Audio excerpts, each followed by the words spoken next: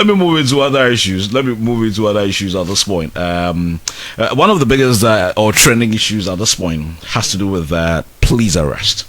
And this is in respect to the NPP Bono Regional Chairman, Abronye, amid political asylum controversy. And I saw a Facebook post of some of the embassies he had written letters to that his life was in danger and all of that, and he's asking for political asylum and all of that. Council, let me start this conversation with you. We know the reasons for which you can ask for political asylum when you think that your life is threatened by, let's say, in a country of a dictator or something like that. You can. If we are looking at the actions, and here I want to focus on the individual.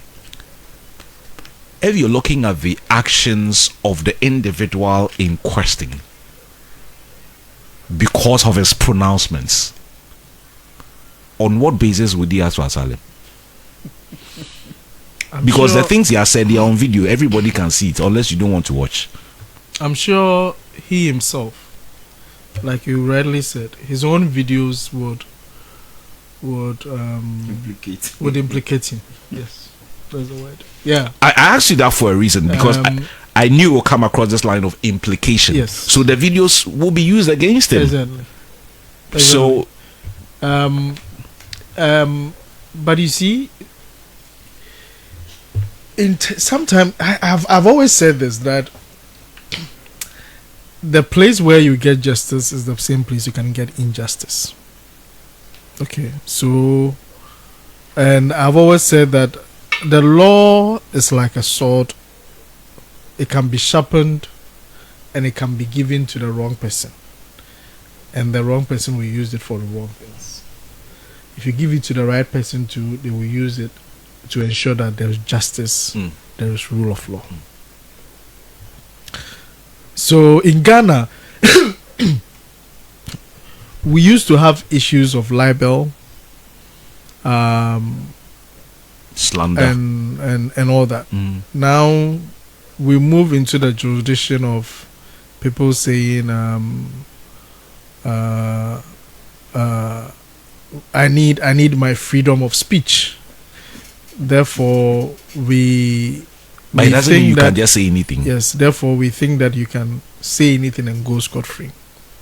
And on Friday, I said that Ghana, we talk too much. Come here.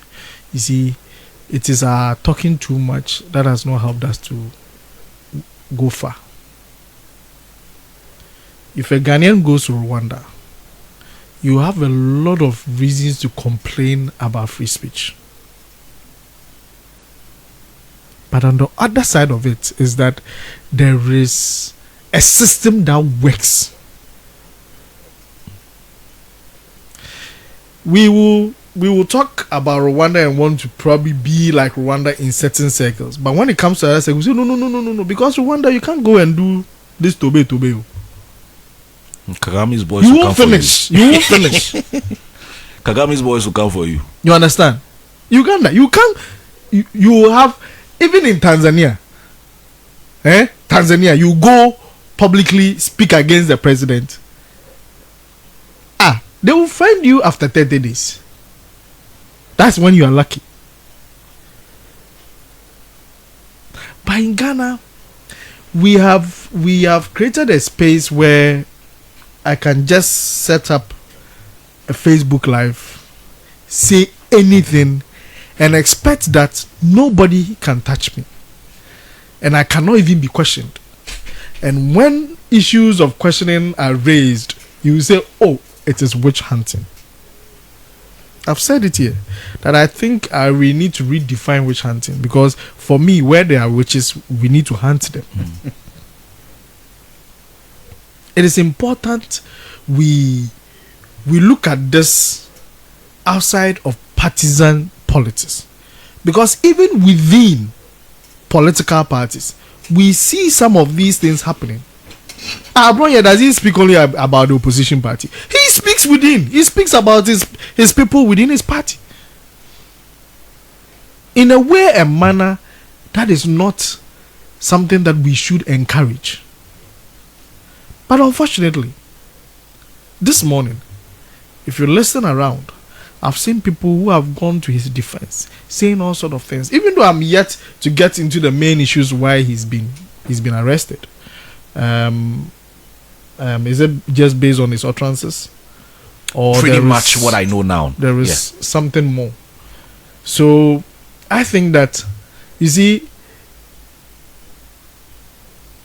there is a little bit of things that we need to understand. And I remember during the discussion of the recently removed Chief Justice, I made a case that there are several laws in Ghana that if it's being applied, you will think that you are being victimized. But it's not so. Always know that if you want to be on the right side of the law, whether somebody is watching you or not, do the right thing. Because I said that, Kwame, indecent dressing is a crime in Ghana. Aye. The number of people would have arrested. You understand? It's a crime. But that's true. Indecent exposure. It's a crime. So some of us sometimes, when we were in university, we used to remove all our dresses and walk on the street and all that, and nobody arrested us. If tomorrow I say I'm going on a naked demonstration and I'm arrested and they cite that law, how many people even know that? We will call it witch hunting. Because we feel that I've seen university students walk around naked before. You didn't do anything. Today, because I'm going on demonstration against government, you are coming to arrest me. That's what you say. But in the law, it is there. You understand? So when it's in the law and you think that being applied means A or B, then you are the problem. So it should not matter that, okay, somebody said Westons, he wasn't invited, because normally that's what we do. We want to equalize. Oh, but Kevin Taylor has also said this. Has he been arrested? To be the defense of those on the other side, that people have said worse than he had or he has done, and nothing happened. So you see, so far Azoka also said to him that a minority leader slapped a security officer on duty. They didn't invite him. Two civilians slap each other. You invited them. He said, does it make sense? We try to equalize. If you've done anything wrong and we are pointing it out, accept what you've done and let's move forward. It is not time for equalization. And so personally, I do not like those things where every time that the law stretches its arm to reach someone, we tend to start doing equalization. Because maybe they don't see consistency. Why was it allowed to go only yesterday, and when it's me, you are coming for me? If it didn't pass yesterday and you came for me, maybe cool. Or when can we start that route of consistency? At some point, if Charlotte Osei fought back and forth about her removal, probably that could have been a precedent. Then we would understand why the removed CJ is doing what she's doing, right? But she didn't. She chose and not that to. Day she didn't. It became a new style. So now we also compare back and say, why is it that only you think that the whole world should come under to a standstill because of you? So everything that you do, that's why I'm saying that if today you are also saying that somebody did it, they didn't do anything, why me? Then next time after you, if anybody is arrested, that person will also talk about yours. That in your case, so where would we end? We need to start from somewhere. My issue is the decay that is, our whole system, the decay is becoming too much. It looks like we want a system of indiscipline, that there should not be any checks. I can say anything because I'm a politician. I shouldn't be touched.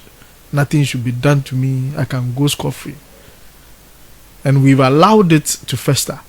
And because people are politicians and they have followers and they can cause people to misbehave, we are afraid to touch them. That is dangerous.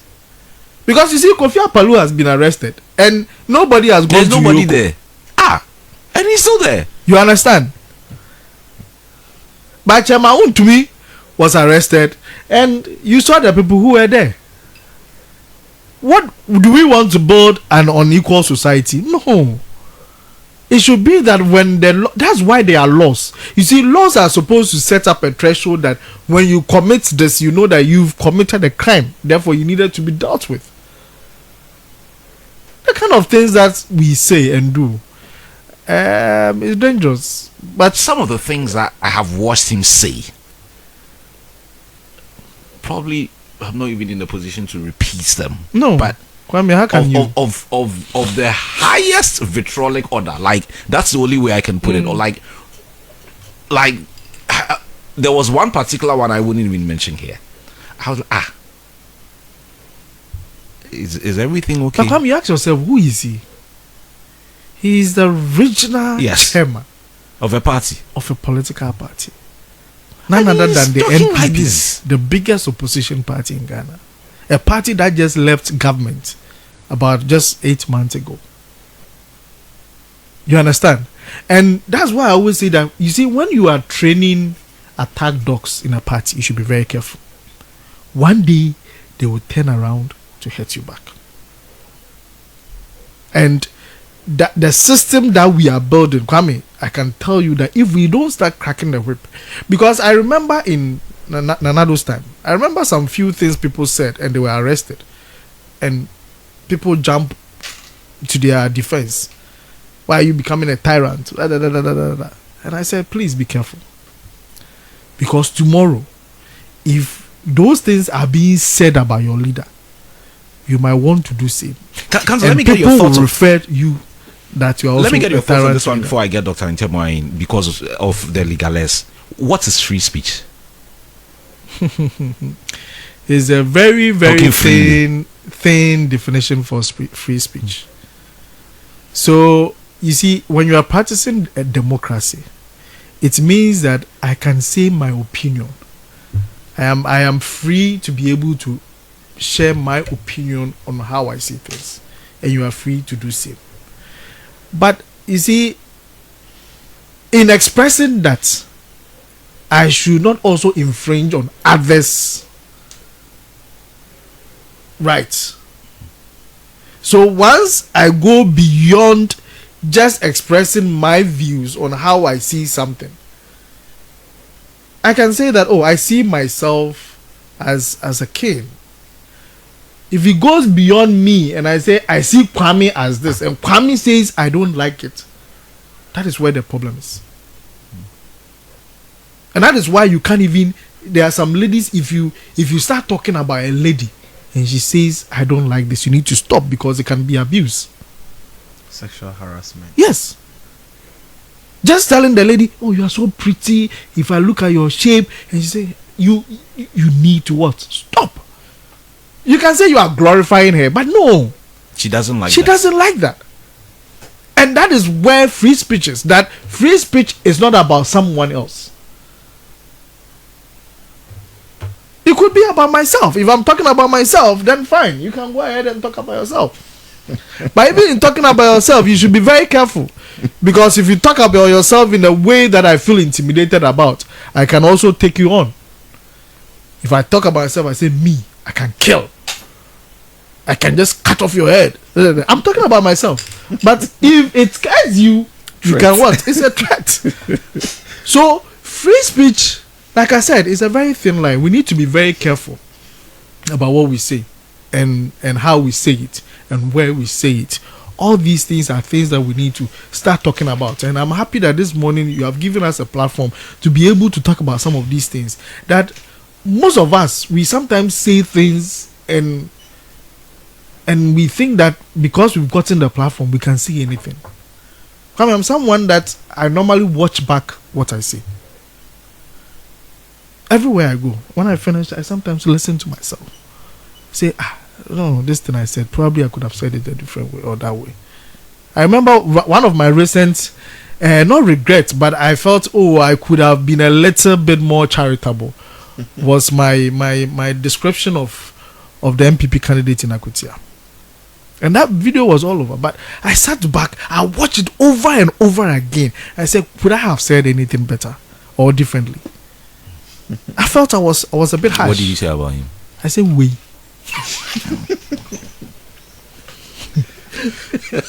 We super so DMPO.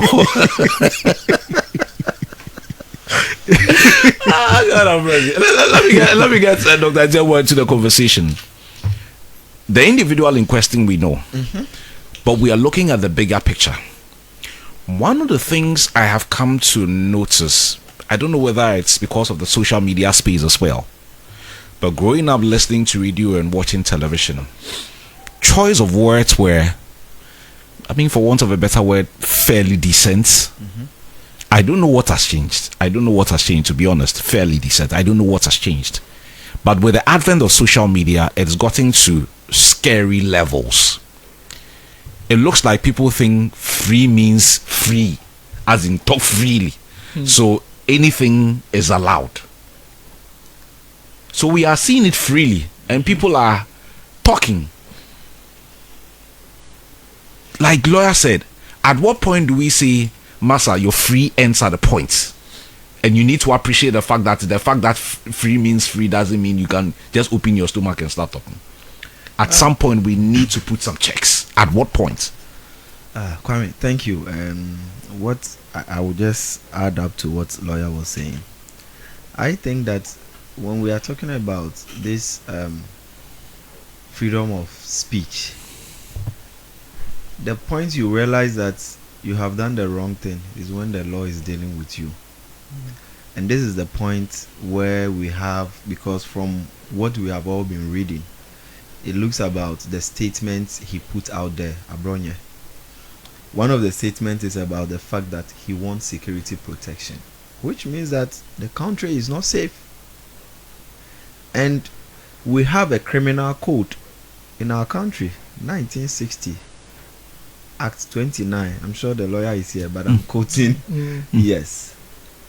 And it talks about causing fear and panic. So either you are a rumor, it's a rumor, whether it's expression of anything that you do.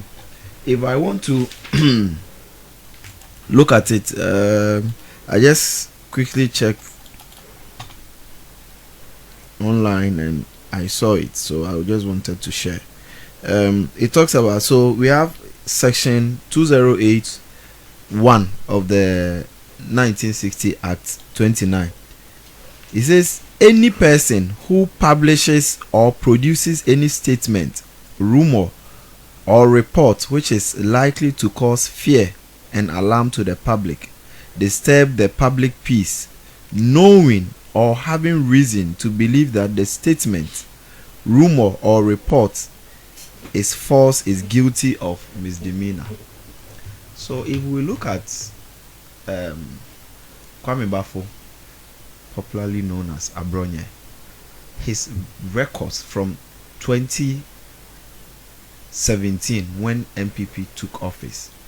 In 2018, there are pictures of him in his own party. They even wanted to kick him out of this world. You see pictures where he's been detained. The same way in 2022, a similar thing happened, and he was charged with the conduct of publication of false news and also breach of peace. This was the issue he had with the former IGP, Dr. Akufo-Dampare. And if we recall very well, in his statement, he said that because he did not support the candidature of Dr. Akufo-Dampare during the IGP appointment, and that is why the man is paying him back for what he did not do, but which was false. What you did is to tell people that President John Dramani Mahama at then is going to cause coup. Somebody is plotting a coup, and this is something that destabilizes our peace as a country because we know our history, where we are coming from. So I'm not surprised, because in that case he was charged at the Accra High Court. He was given a bill, just a small amount, 100,000, so he walked freely. And later he was on air threatening the IGP. And this is where I want to let our listeners know he threatened the IGP that if the IGP doesn't stop what he is doing, he has evidence of information regarding his other lifestyle, things that he's doing which is not right as an IGP, and he's going to leak those things. And so the issue of now going to court, going here and here, we didn't hear about it. All we heard is that Abronye has won his case. So what are we seeing here?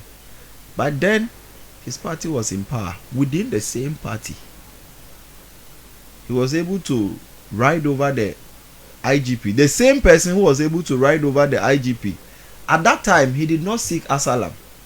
At that time he did not say there was witch hunting, and so he's running. So why now? Now who is chasing you? You people are chasing. I think that, you see, there is a statement that is popular on social media. I think it might have been said by some government, or one of our one president somewhere. He said that I can guarantee you, for the freedom of speech, it is enshrined in the that was Idi Amin in Uganda. You see, it is there. The freedom of speech is there, but I can't guarantee promise freedom you, after speech. after you have said whatever you want to say, if it goes against the law and the law is chasing you, I cannot guarantee that, because I don't want to bend the rules. And this is what we need to let people know. You were asking me a question about why nowadays people go on social media and the choice of words. See, let's be honest. In our small space, I have siblings, I have people, because I teach, I have students. And sometimes in class, you hear them, murmuring and giggling and all that, and you want to find out, and they are watching social media. You know why? Somebody has put a live camera and is insulting somebody, and that is what they are interested in, and say, today be banter. You see, we give views to stupidity, things that do not add value. If I tell you the so-called influencers, young girls of today and young boys are following to give them views so that they make money, you don't see the sense in it.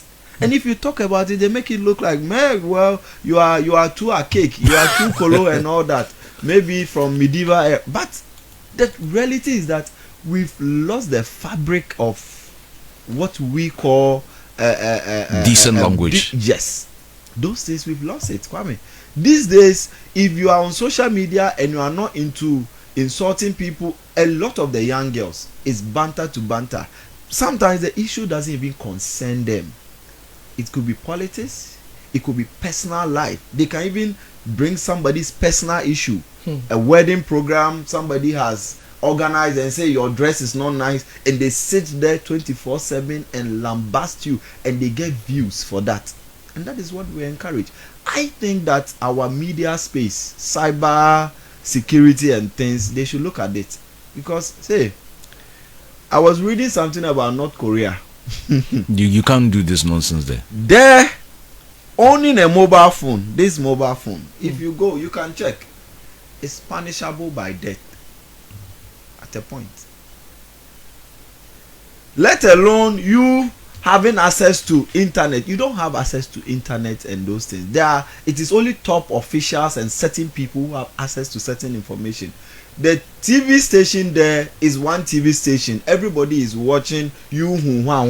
That person, president is a person you see on your TV. The program there is internal. You cannot see outside things. And we complain because the human right abuse there is too much, and we talk about it. But sometimes we cannot criticize them without knowing their history. Maybe for once they had this freedom of speech and people were abusing it. They had this freedom where everybody could express opinions, and they had people like Abronye and the rest in the system. He's not the only person. There are a number of people walking about nowadays. We have to commend the police. I think for the past 10 years or so, people who put certain statements on social media, quickly they pick them up. It's something that we should encourage, and we should stop this issue of political witch hunt. Because if he is claiming that he is politically witch hunt at this time, What about 2018? What about 2022? Whereby his own party, what is wrong is wrong. It doesn't matter the era. His conduct and things. We always say that, you see, when the gods of a land wants to kill somebody, the first thing they do is that they blindfold the person. They make you deaf so that when people talk sense, you don't listen. You do whatever you want. Even at a certain point, they make you go and eat from the refuse dump small before they kill you. You see, when you see things like this exhibited in a person's lifestyle, it clearly tells you that that person has been set on a path of destruction.